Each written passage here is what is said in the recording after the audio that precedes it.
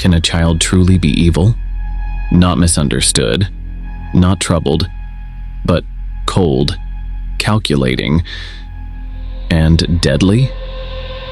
In the late 1990s, one town in the UK was forced to ask itself that very question when a wave of chilling murders gripped its quiet streets, and all eyes landed on a 10-year-old boy. Still think your little cousin throwing Legos at you was the worst a kid could do? This is not a horror movie. It's a true story. And once you hear it, you'll never look at childhood innocence the same way again.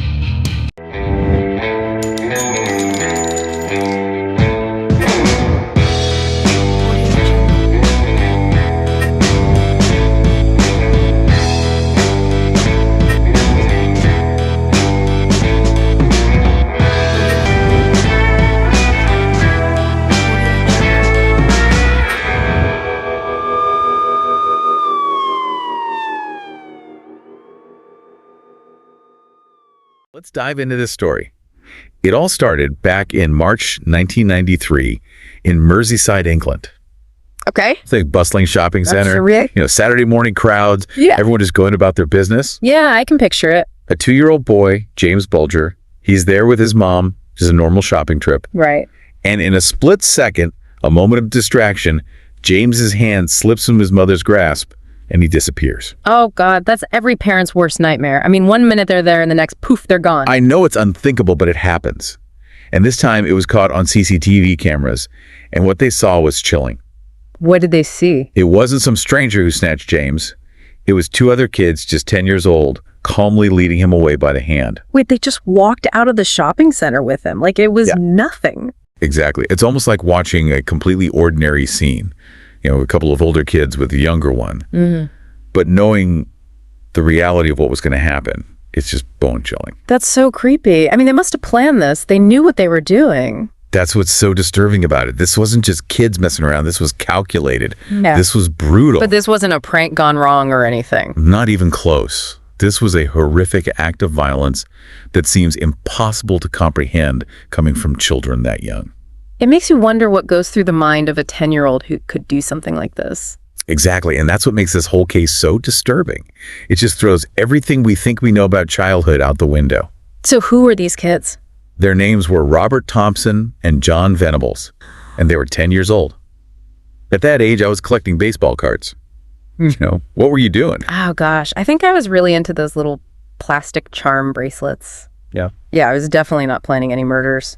Right. Most kids are just thinking about toys and games, not about committing murder. These two, they became the youngest convicted murderers in modern British history.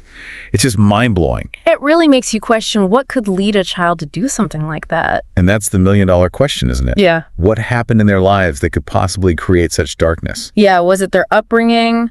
Were they influenced by something? It's hard to imagine what could push someone so young to that extreme. So these boys, they led James on this horrific 2-mile walk. 2 miles? That's a long way for a 2-year-old to be dragged around. Exactly. And imagine the terror that poor little boy must have felt. They taunted him, pushed him. They even talked about throwing him into traffic. That's awful, just the thought of it. I mean, how could they be so callous? So cruel. It's beyond comprehension, and this was just the beginning of their horrific journey. Oh, God, it gets worse. They ended up at this desolate railway track. And that's where the true horror unfolded. They tortured James.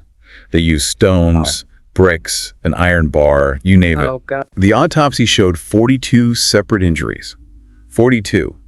And the most disturbing part is that none of them were immediately fatal. They wanted him to suffer.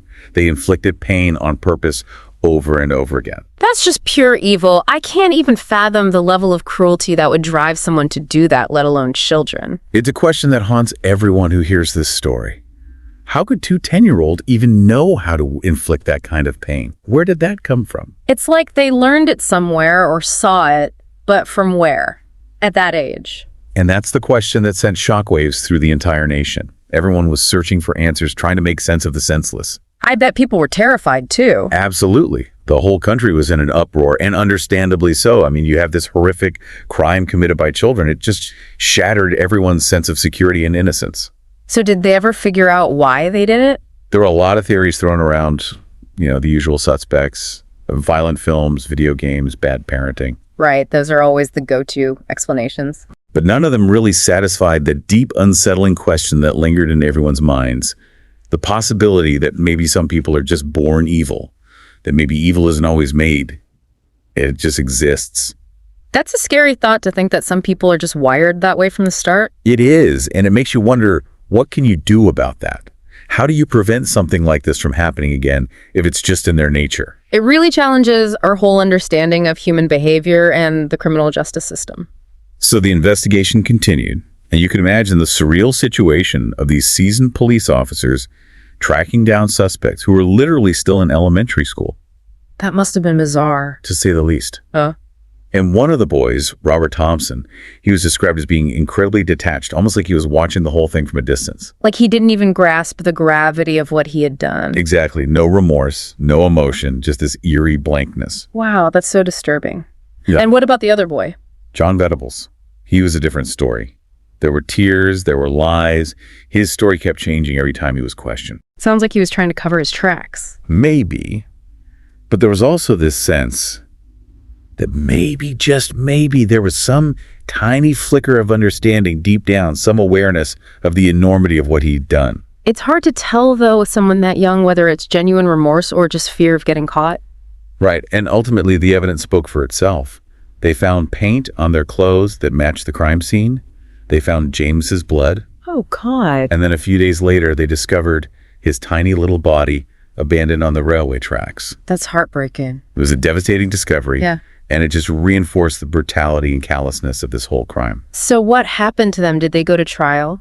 They did. The whole world watched in disbelief as these two children, barely even teenagers, stood trial for murder. I can't even imagine what that must have been like. It was unprecedented, and in the end, they were sentenced to detention at Her Majesty's pleasure. What does that even mean? It's basically an indefinite sentence. They would be held until they were deemed no longer a threat to society. So essentially, they were at the mercy of the justice system. Exactly. And at 11 years old, imagine the weight of that hanging over your head. Yeah.